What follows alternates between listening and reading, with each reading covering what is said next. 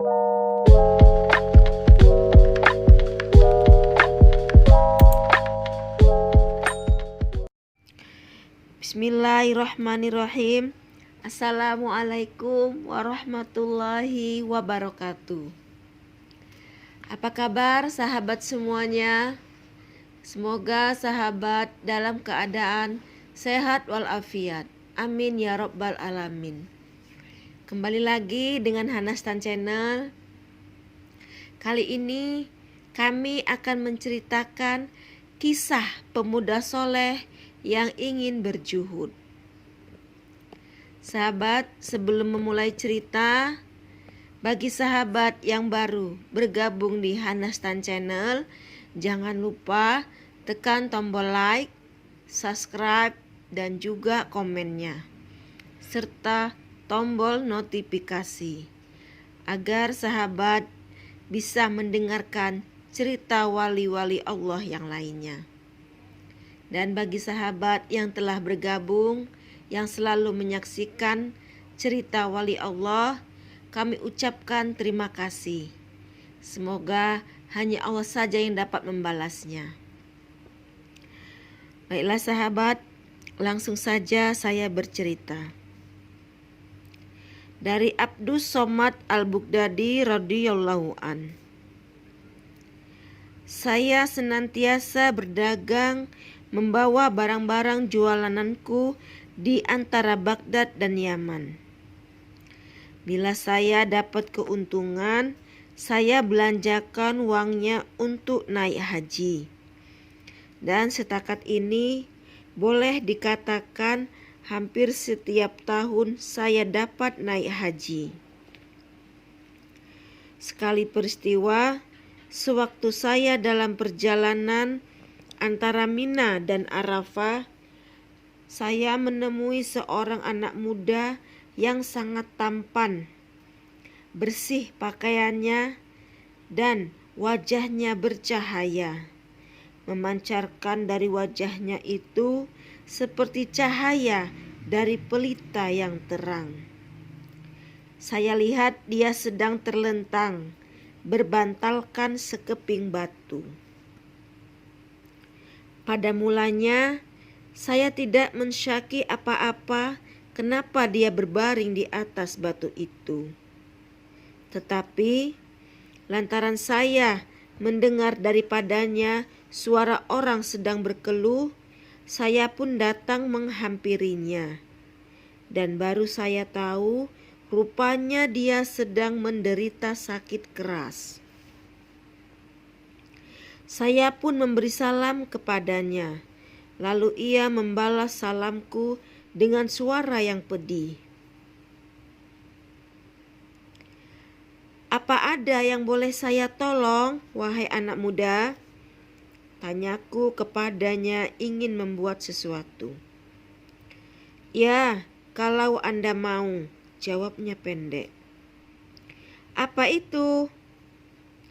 "Engkau tunggui aku di sini sebentar, sehingga aku menghembuskan nyawaku, dan aku pergi menemui Tuhanku," jawabnya pula. Saya terperanjat. Apakah orang muda ini akan mati di sini? Bisik hatiku. Saya lihat dia tidak seperti orang yang sudah dekat ajalnya. "Apakah engkau hendak mati di sini?" tanyaku, minta kepastian. "Kenapa? Kenapa engkau tanya?" jawabnya. "Bukankah semua orang hidup itu pasti mati?" Aku terpegun sebentar. Tentu anak muda ini sudah tahu ajalnya akan tiba. Kalau tidak, takkan dia kata dia akan mati. "Habis, apa yang mesti aku buat?" tanyaku lagi. "Bila aku sudah mati, kuburkanlah aku seperti biasa yang dilakukan kepada orang mati. Kemudian ambillah tasku ini dan bawakannya ke negeri Yaman. Tanyakan akan desa Anu dan cari familiku di sana sehingga kau menemuinya. bilang kepada mereka bahwa Utsman mengirim salam. Tidak berapa lama sesudah itu, dia pun pingsan, tidak sadarkan diri. Pada mulanya, saya ingat dia sudah mati. Saya gerak-gerakkan badannya, namun dia tetap tidak sadar juga. Lama juga saya menunggunya di situ. Kemudian dia baru sadar lagi. Lalu dia membaca ayat Al-Quran ini. Bismillahirrahmanirrahim. Hadza ma wa'ada ar-Rahmanu wa sadaqal mursalun.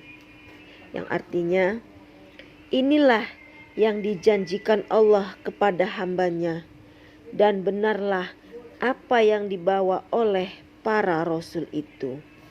Surat Yasin ayat 52.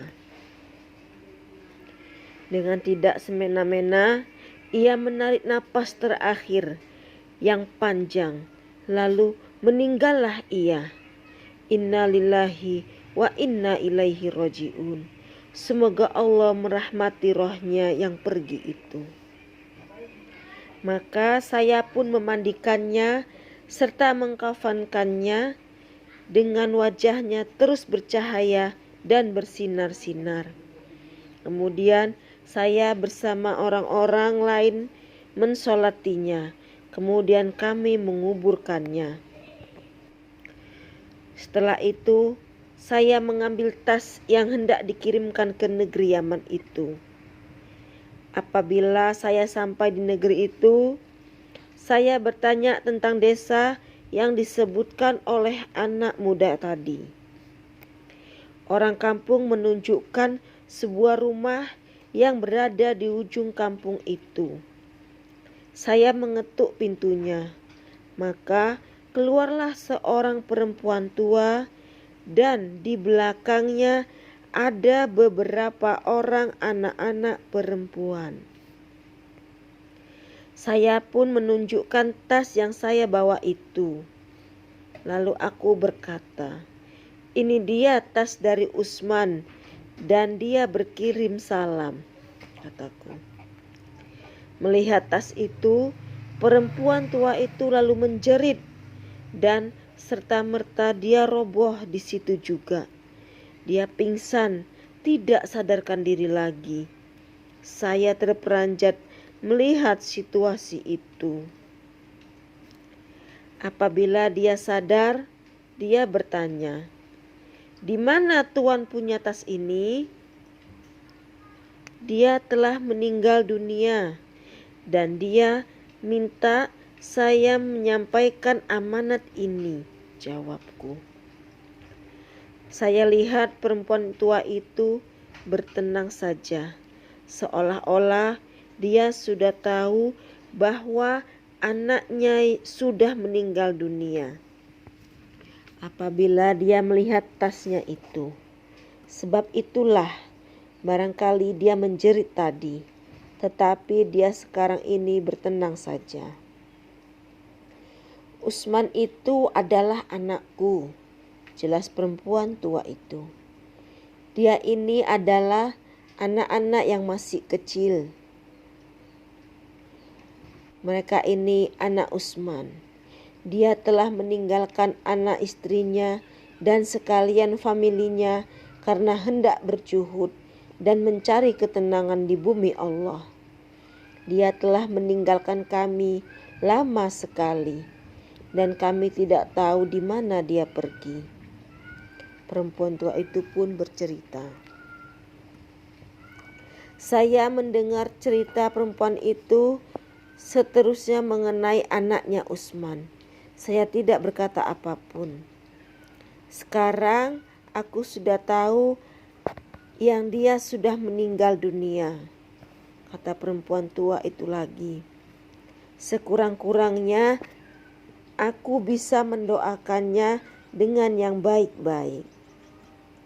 Dia berdiam sebentar, kemudian berkata lagi, "Barangkali dia mengingat tentang diriku yang membawa kembali tas Utsman itu. Dan engkau, semoga Allah membalasmu dengan pahala yang besar karena telah sanggup membawanya kembali tasnya dan memberitahu kami tentang berita Utsman itu. Saya pun meminta diri dan kembali ke jalanku, sedang hatiku merasa hibah mendengar cerita perempuan tua itu. Ya Allah, jika Engkau tidak membalasi kecuali orang yang ahli ibadah, maka siapa pula yang akan membalasi orang yang lalai, yang banyak kekurangannya? Jika Engkau tidak menerima kecuali orang yang ikhlas dalam peribadatannya, maka siapa pula yang akan menerima orang yang jahat, yang banyak dosanya? Jika Engkau tidak menerima hanya orang yang taat saja, maka siapa pula yang akan menerima orang yang bermaksiat? Jika Engkau tidak merahmati melainkan orang yang berbuat baik semata, maka siapa pula yang akan merahmati orang yang berbuat salah dan buruk? Tetapi Engkaulah semulia-mulia dari sekalian yang mulia, dan maha rahmat dari sekalian yang rahmat. Sahabat, cukup sekian cerita dari kami. Semoga dengan mendengarkan cerita tadi, sahabat semua bisa mengambil hikmahnya. Dan semoga Allah merahmati kita semua. Billahi taufik wal hidayah. Wassalamualaikum warahmatullahi wabarakatuh.